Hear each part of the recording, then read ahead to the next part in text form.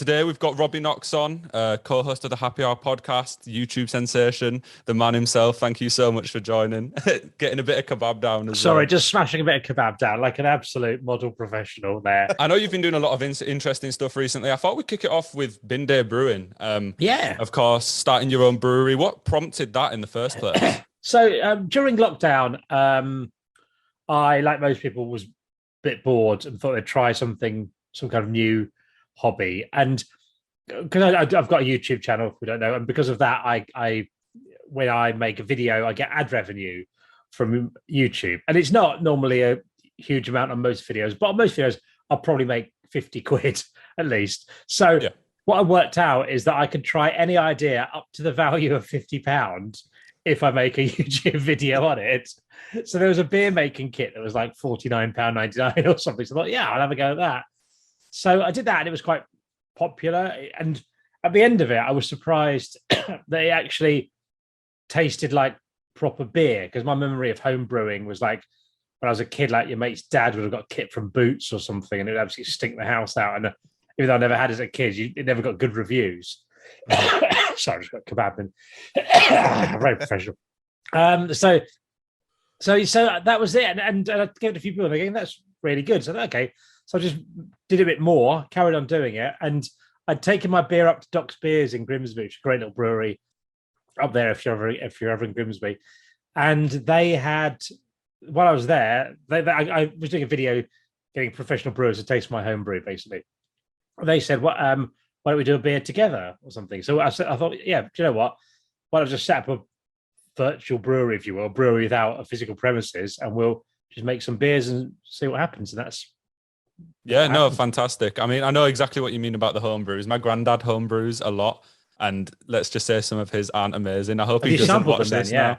Yeah, I've tried a few of them. Most of his aren't carbonated or anything along those lines. So it's like pretty simple homebrew stuff, but he always just shows off about how little it costs him to make it so he can get as much beer for as cheap as possible.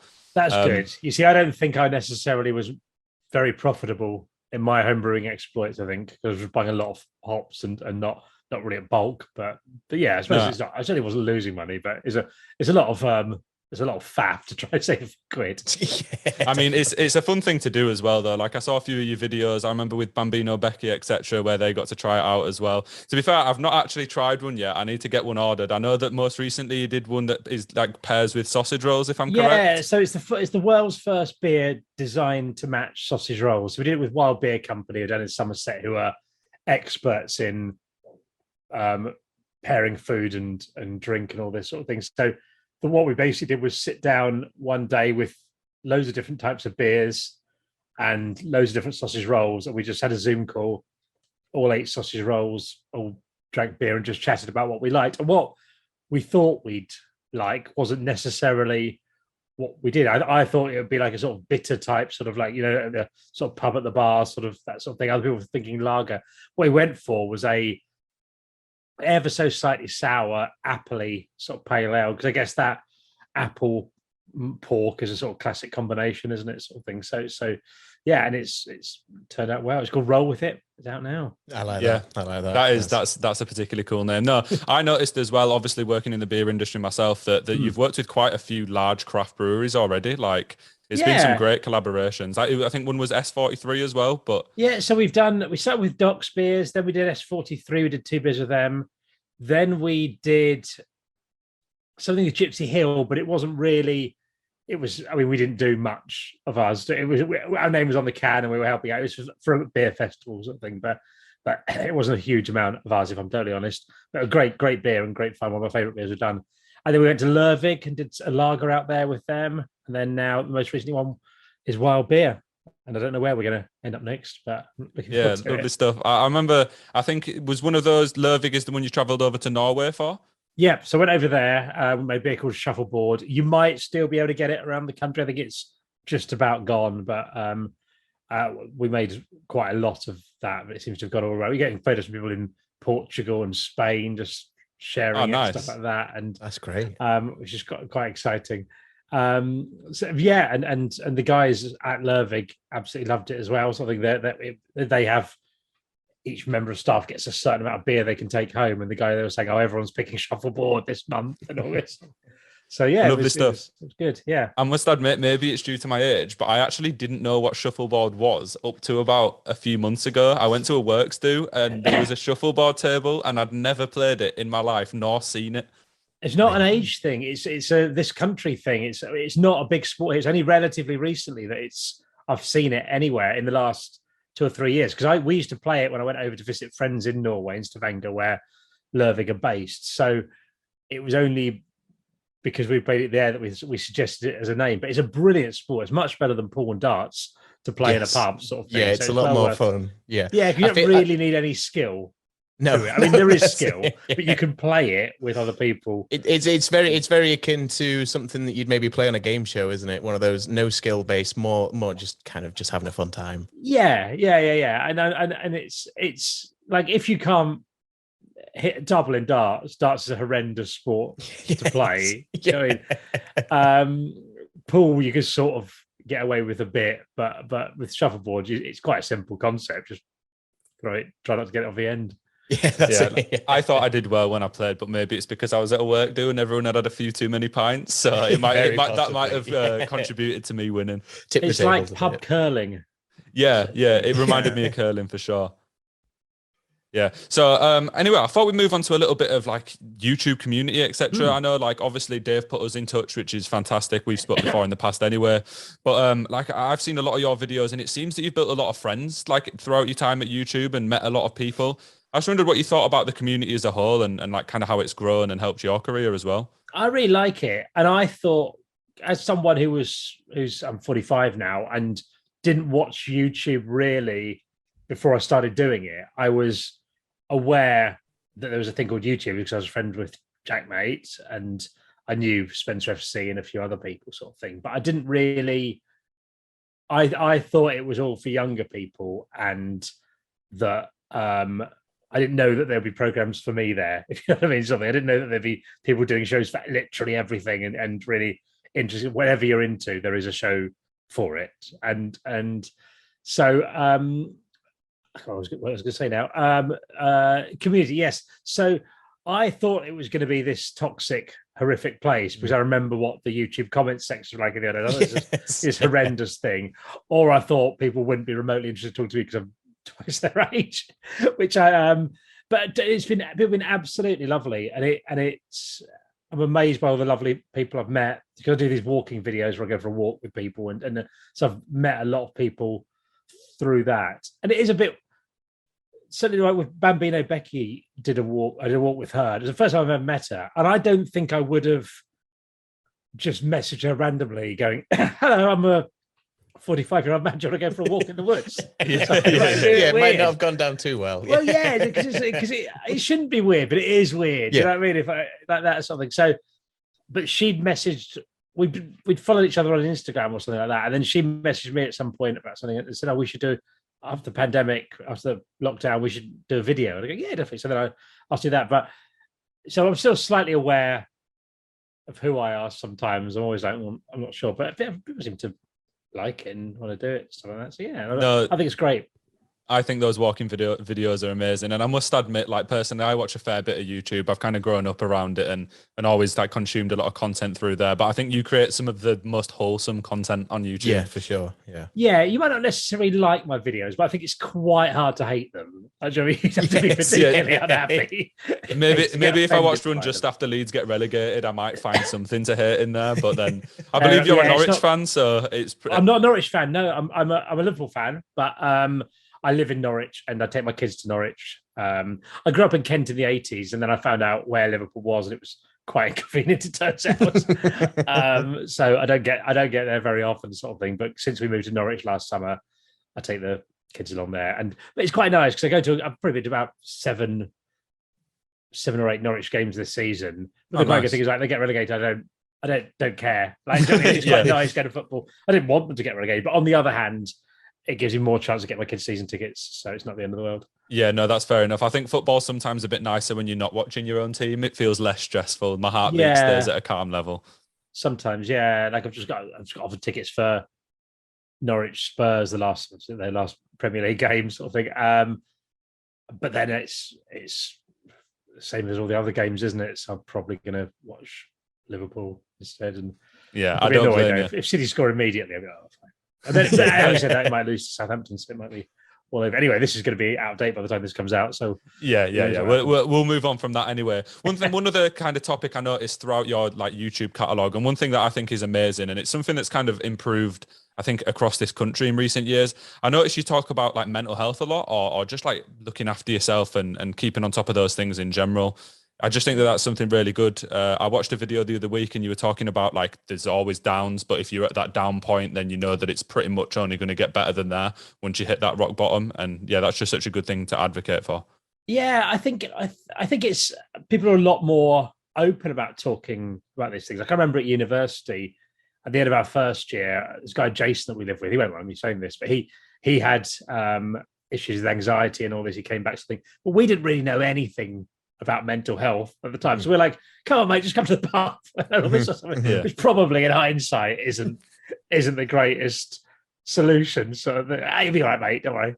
But he but now it seems a lot more talked about and all this sort of thing. And I think, yeah, I'm quite lucky in that I've never suffered particularly badly with poor mental health. I don't think. Then again, having said that, I don't really know when I was younger, when I was like 18, that's it. If you didn't know what to class it as, then there's no way to know if that was. Yeah, of course. It's hard to work out. But now I'm in quite a good place, I think. And but I'm surprised because I've made these videos. I thought people might watch them and some of them might enjoy them. But I'm surprised by how many people send messages saying that they suffer from anxiety or depression or whatever, or have whatever issues, and how much they get from the videos to calm them or something like that. I remember the best message I've ever had was a guy who said his child had he just had his first son during lockdown. He wasn't allowed to go into the hospital, and it was a bit sort of touch and go. It hadn't gone particularly well. There were some issues and all that, and he was obviously really worried, but he couldn't go with his wife and babies. He said he just came home, couldn't sleep, and watched 8 hours in a row of walking videos. That's brilliant. And stuff like that. It was really lovely. And I forgot about that. And I'd mentioned this on, I think, on Happy Hour or something recently, and he got in touch. He went, "It's me, the kid." I was thinking, I want to have the child. He goes, "He's doing fine, thank you." I was like, "Oh, yay, hooray." That's amazing. Yeah, no, it's always good to have the follow up as well. They're doing well now. Yeah, amazing. No, that is fantastic. And I think one thing as well, and this comes across in your channel, the internet's a lot of like people's highlights, and it's nice to see someone actually put across parts that aren't always 10 out of 10 amazing holiday pictures. And I think I resonate with that, and yeah, it's just the type of content that I think there needs to be more of. Real content. Yeah, I think there is a pressure on young people to try and pretend that their life is better than it is. Do you know what I mean? Because everyone's got boring bits. You can do some fun things, all of this. Whereas I think in many ways, on my Instagram, my life look more boring than it actually is, something or worse. But I remember talking to, this is going to be name dropping, I was at Soccer AM years ago, and I was chatting to Noel Gallagher in the green room beforehand when he came on. We were chatting away, and he was saying about how TV companies are always asking to film him at home, and he always says no. I said, why was that? He goes, because the reality is of the image of being at home with Noel Gallagher is a lot more interesting than the reality where I'm just watching TV or loading the dishwasher. He's going, not that it goes, everyone does the same things, you know? Yeah, that's it. It's not that interesting sort of thing. And everyone, unless you've got a butler or house staff or something like that, everyone has to take the bins out. Everyone has to do certain things. Everyone's got the menial tasks. Yeah, they've got the house chores that need to be done every day. Yeah. So I think being a bit honest about that. And there's times I'm lucky enough to do quite exciting things, and I'll put those I'm really quite into skiing, so I get to go nice ski resorts and something like that. I'll make a video of that. And that's good. But also, I think you can show that some days you just want to sit at home and eat fruit with your son. Yeah, no, I think like it is very clear that you find a lot of joy in content creation as well. Like I like the fact that, as you said, there's so many different videos about different things. There's videos about the like bin day, which obviously led to the brewery name as well. As you said, going on holidays. I watched the most recent one where you were in France, and that looks really nice, obviously, for that eco-friendly holiday as well, which is great in itself. One thing I thought I'd ask, who are some of maybe not who are some of the favorite people, what are some of the favorite videos you've made, like that you've enjoyed making the most, or once you've put out into the world, have maybe the feedback has changed that and made that one of the most favorite? I like the ones I enjoy doing the most are the skiing ones, because I love skiing and I like spending a week filming this. I normally spend 3 or 4 days editing it, sort of 4 days, sort of thing. It's quite, and I'm quite a fast editor anyway. I've been doing it for years, sort of thing. So it's quite intensive sort of stuff. I think at the end of them, there is, I personally believe, as good as any travel videos on the internet, sort of thing. I think I really enjoy doing those, and I'm quite good at not being bothered by when a video does well or not, but it's really tested with the most recent video I did, because I spent a week filming it, this skiing thing, and I did all this sort of stuff. And it was like like a 1 out of 10 to 10 out of 10 that YouTubers have. It tells you where you are. And it was a 10 out of 10 for like a week or something like that. I didn't care. I genuinely didn't care at all. And it then shot up and did really well, but I genuinely didn't bother me at all, because I was like, do you know what? It's great. It's a great video. Everyone else is wrong. So those are the ones I like doing. I quite like when I do one like the one that you mentioned before, the one about my friend Dave dying, that's talking about lows and all that sort of stuff. Because with that, I made it and I just thought, is this a bit weird? Is it just a weird? Is it too weird to put out? So I sent it over to, and that wasn't me just looking for reassurance. I was genuinely thinking I'm more than happy if someone says, no, you can't do this sort of thing, but no, you shouldn't do this. But I sent it over to Jack and to see what he thought. And he said, that's amazing. You 100% need to do that. So I went, okay, that's fine. One thing as well, I know you used to work on Soccer AM. I'm not sure what your role was there, what you used to do, but I was wondering like maybe some of the differences between, I know you've worked on some pretty, or at least what I would imagine to be high-end YouTube sets now in like Happy Hour, etc. What's the difference between working on one of those sets and working in like terrestrial TV sets? Well, Soccer AM, I think, was probably the closest to a sort of YouTube thing vibe on television, I'd say, because we were kind of left to our own to do what it is. It was one of the things I loved about Soccer AM that we don't really have now is the sort of, sounds a bit weird, but the buzz of a live TV show. Like there's something quite exciting that you can't go, oh, give me 5 minutes or something like that. You have to, at 9 o'clock, whenever it starts, you're going to hear a countdown from the gallery in your ear, and you know the show's going to start, whatever, whether you're ready or not, sort of thing. So there's quite a buzz of the rush of a live TV show. Was obviously different. Yeah, I guess budget is probably the main thing, a sort of thing. I mean, I don't think it necessarily shows in sort of quality, but when I did Strong Ones at Bambino Becky, and they've got quite a lot of camera people, a lot of good kit and all this sort of stuff, but it's filmed in a spare bedroom sort of thing, and it's obviously lower budget, but great quality sort of thing. It's just that's, I think, it's the main thing. And you get, in most things, not really including Soccer, but in most things you get obviously a lot more freedom in YouTube than you do on proper telly. Yeah, that's one thing that I love about YouTube, just the fact that like anyone can pretty much put anything they want out. It just makes it such a good platform for finding all sorts of content.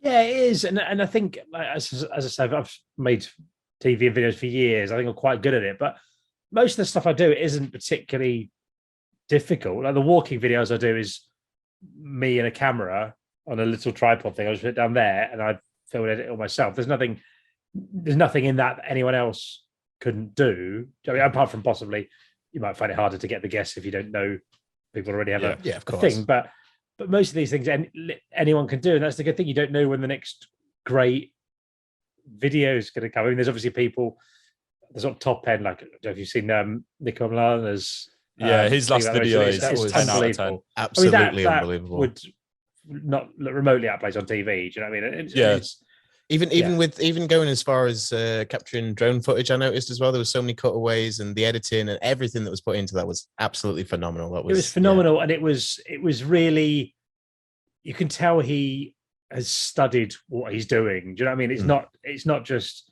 he's learning on the way. You can tell he's. I mean, I've never met him. I've follow each other on social media, but I've never met him. But you can just tell that he's studying what he's doing and seeing how documentaries are put together and emulating it and improving on it. It's the subtleties. It's like, I'm a big fan of Casey Neistat, and the bits when you can enjoy the videos, and then if you watch them through, I remember watching something the other day, and it was just him going out. He stopped at a petrol station. He was just leaving. He was on his own, and he was just leaving to go. And there's a shot from behind the car of him reversing, and there's a shot from the side of him reversing, and there's a drone shot above of him coming out. like this.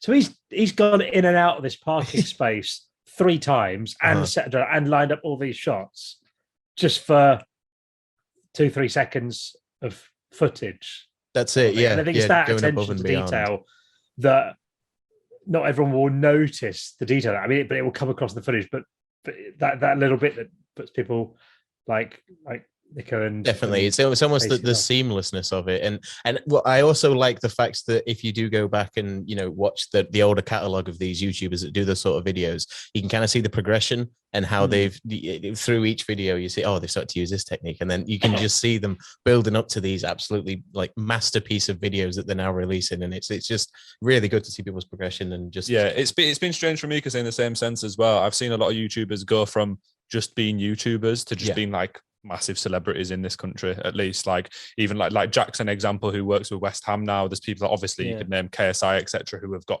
#1 albums and stuff. But it's seeing how much the space has grown, and like you said, some of the videos on here now could be pretty much full films or documentaries. Yeah, very much. Yeah, that's it. And that's what I love about it. They can be a mix of stuff, and you don't have to do all massive things or whatever. I mean, some people do feel, I think, pressure to do the same sort of things, whereas I will sometimes do a massive production video of a ski trip, and then on the other hand just sat eating fruit with my son in the kitchen and just rating different fruits and stuff like that. So you can mix it up and hopefully won't alienate your audience too much. That's it. Yeah, definitely. Right, I thought I'd switch it up a bit anyway. So this is a question that I've asked everyone that's been on so far. Brilliant. And it is your favorite, well, pretty much your dream festival. If you could pick 3 headliners and maybe 2 smaller acts that might be a little bit more personal or you've seen before and were great. But yeah, just pretty much 3 headliners and 2 smaller acts that you would have at your dream festival lineup. Okay, fabulous. Right. Weezer are probably my favorite band. Yes, fantastic first choice. Yes, here we go. Okay, so we'll put that got a good response, and we'll definitely put that. Yeah. I'm going to see them in the summer with Green Day and Fall Out Boy. Yes, that's super awesome. I'm off to Huddersfield to go to that. Yeah. Are you? Yeah. Hella Mega. That's it. Yeah, Hella Mega. That's it. Not super awesome. That's going to be 10. That will be 10. That's the tribute act one. Yeah, they're coming on beforehand. So that'll be really good. So I'll put them first. I'll put them as a headliner. I will. It's actually a really difficult question. I feel like it puts people on the spot. Yeah, that's it. Yeah, it's tough because I've been to go to quite a lot of festivals. I'm trying to work out, is it someone like I love Bruce Springsteen. I think he's possibly the GOAT, but I've seen him headline Glastonbury before. Do I want to? Yeah, is it going to beat that really? Do I want someone a bit different and all that? I will go. I'm going to go Snoop. Yes, okay, yeah. I've seen him headline a festival before, and he played the entirety of Doggy Style, which is one of my favorite albums. I'll go for him, but he's going to bring on he's going to bring on Dre, and he's going to bring on all right. So he's going to bring on another 5 headliners. We're going to have the Super Bowl show as the headline. Yeah. So it's him, but I'm really bringing in a few freebies in there as well. We love that. So that's good. So that's Friday, Saturday sorted. Sunday to close the festival out just before you're going home. You're probably a bit hungover at this point. Yeah, I mean these days I'm probably gonna leave Sunday afternoon because I can't be asked the traffic. But if I am going to stay for my own festival, which I probably should, let's go Arcade Fire, because I think they're an incredible band. I'd love to see their first UK gig, and it was one of the best I've ever been to. I've seen a number of times since then. Absolutely love it. So let's go Arcade Fire. There's a special treat. They're going to play all of Funeral in that as well.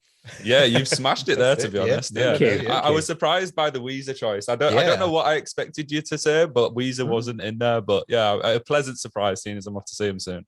Oh, good. I have an eclectic taste in music. I like quite a lot of stuff. And I know from like 95, 98, Britpop time, I was at uni. So I went to every band and listened to every band. And I got an incredible knowledge of that. Then I went to Canada for a year. So I've got no knowledge of 1998, 1999. A little bit of knowledge in the next couple of years. But then I was doing music for Soccer AM. So I've got an amazing knowledge of indie music from about 2003 to 2007.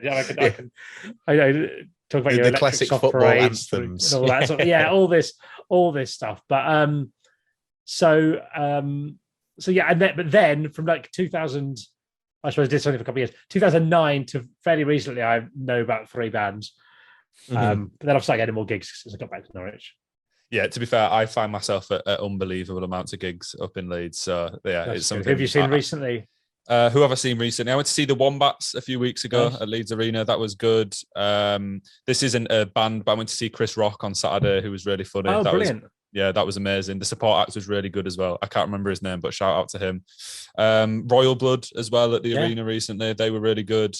I can't even, like, most of the bands I go see are at like little venues in Leeds where there's just a couple hundred people and it's like a smaller band or rapper. Local bands or from around the country? It could just be random people. Like pretty much whoever, just people that take my fancy, really. Like I saw a band called The Academic a few weeks ago. A lot of the bands I go see are like very standard indie rock music, do you know, like very like the 1975 and Arctic Monkeys type style. I've been the last 2 gigs. I went to see Wet Leg a few weeks ago. And a couple of weeks ago I went to see Coach Party. So then they're from I've not heard of Coach Party. I'm just going into bands from the Isle of Wight for some reason, like in Norwich. So I don't know what's going on. Yeah, Wet Leg, the female fronted band. Am I correct? Yeah, I know they recently released an album that got pretty well received at least. It's really good. Yeah, they were really good live.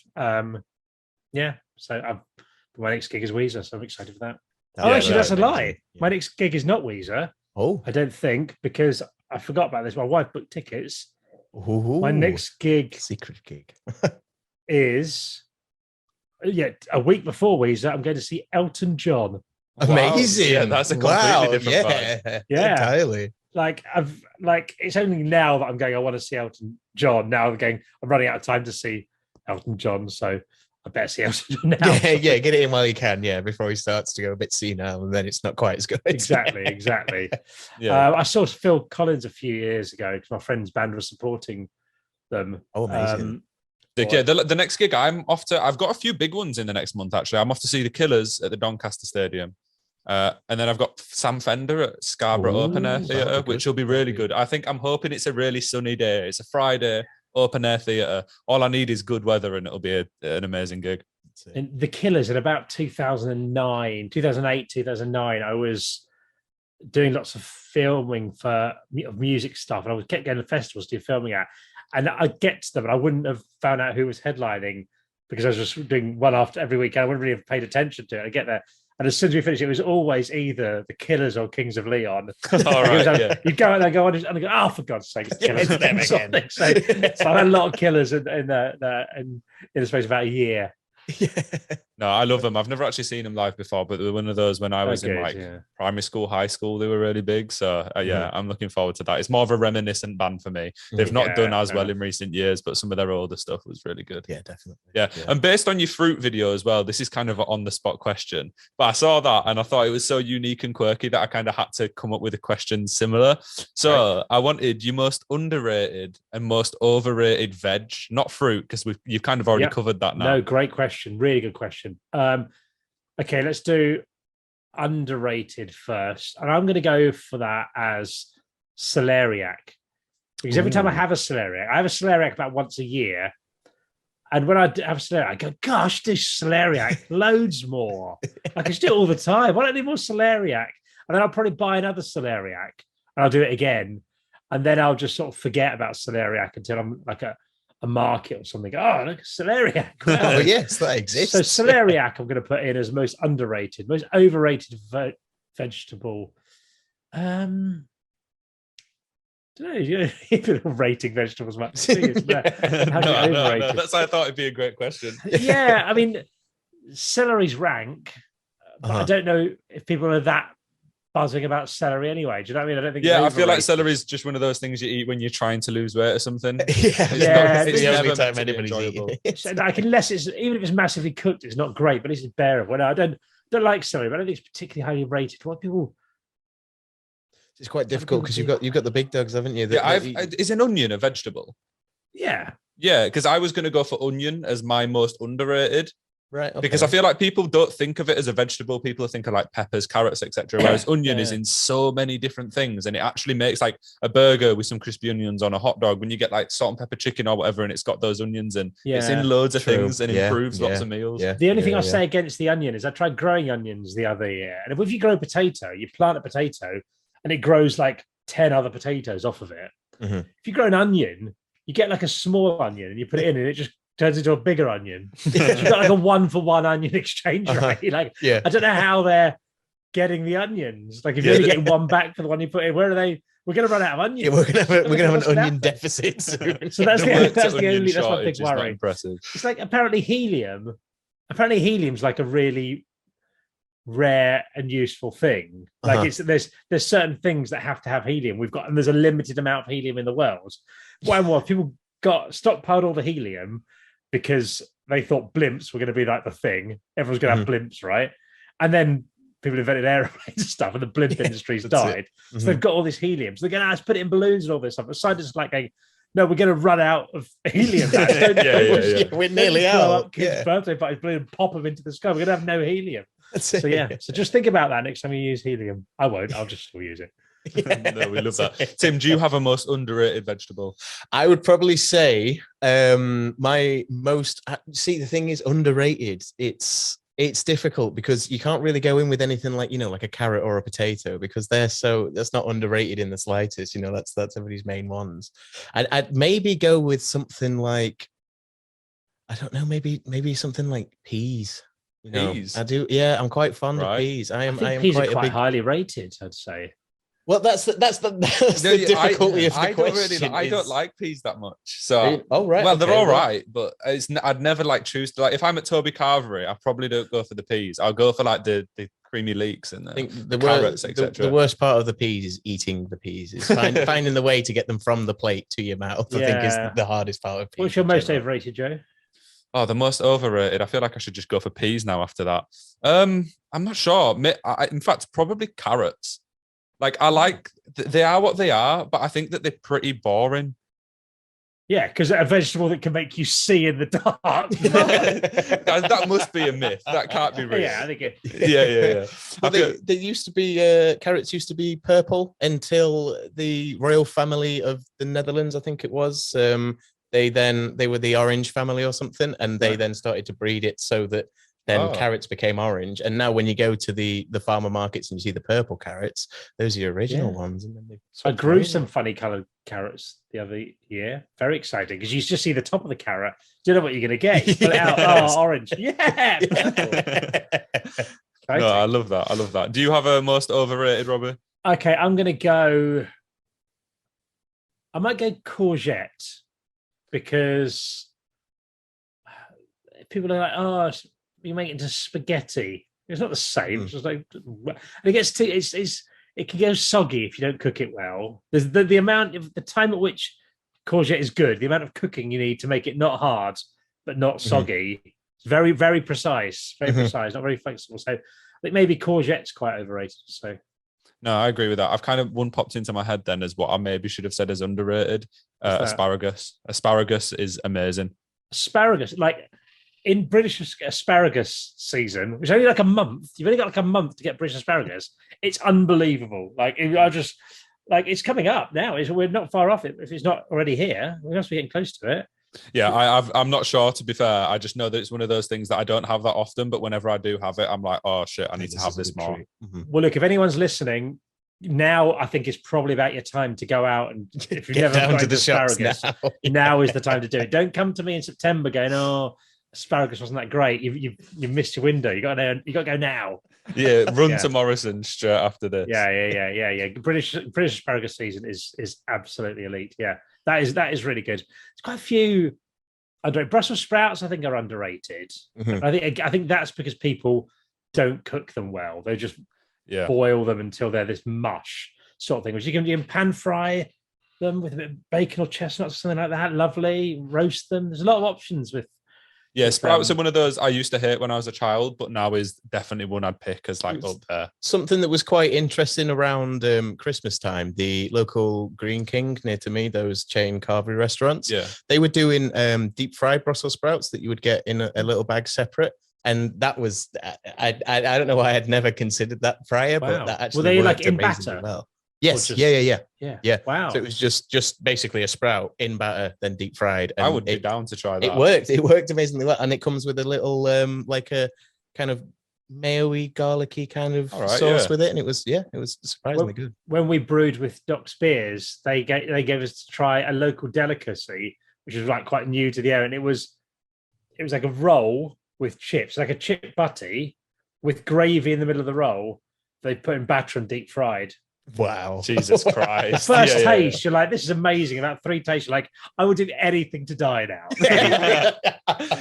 Yeah, that sounds particularly unhealthy, but also it's like something I do want to have a bite of. You want to try it once, then you won't be going for a second.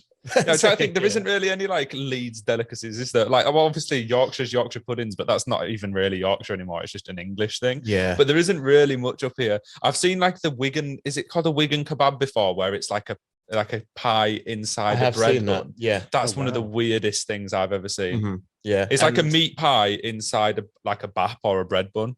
I saw one the other day. It was referred to as a kebab. I don't understand how, but it was a Greg's steak bake in a sandwich essentially, and that was classed as a northern kebab. I don't understand how, but apparently it was. Have you had a Parmo from like up Middlesbrough way?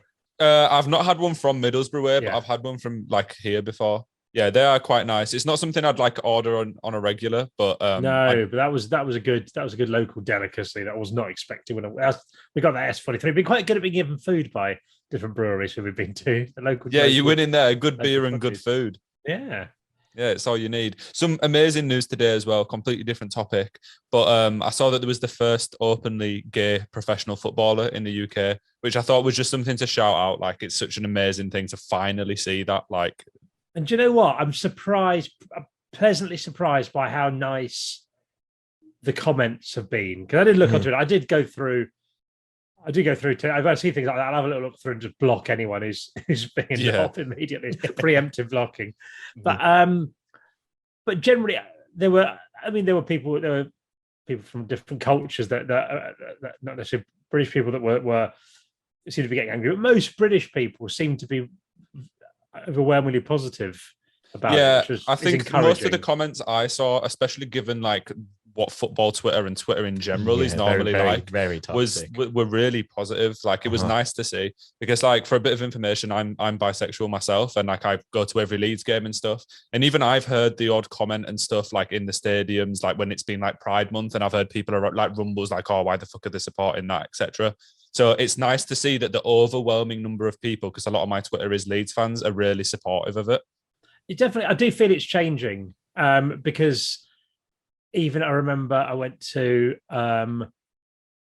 Norwich, Liverpool at the start of the season, and I think I can't remember the detail. I think it was Billy Gilmore. There were Liverpool fans, I think, were singing a song that I've heard a lot of football. I think that's like the Chelsea Rent Boy sort of thing, or something like that. I think it was.